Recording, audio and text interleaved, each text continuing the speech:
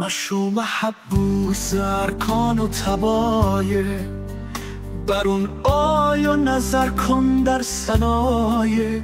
تفکر کن تو در خلق سماوات، که تا ممدوح حق گردی در آیات.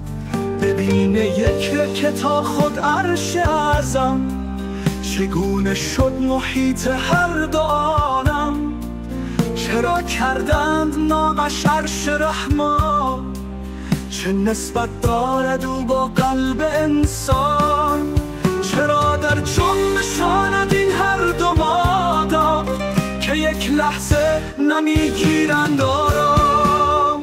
مگر دل مرکز عرش بسیط است، که این چون نقطه وان دور محیط است.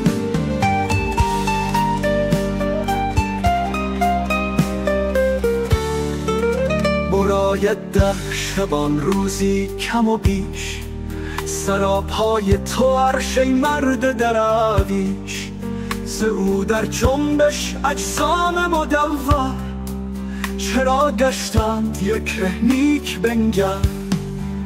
اگر در فکر گردی مرد کامل، هر آینه که گویی نیست باطل. کلام حق همین ناطق بدین است، که باطل دیدن از ظن عزین است. وجود پشه دارد حکمت ای خام، نباشد در وجود تیر و بهرام. ولی چون بنگری در اصل این کار، فلک را بینی اندر حکم جبار. منجم چون زیبان بی نصیب است، از سر گوید که از شکل غریب است.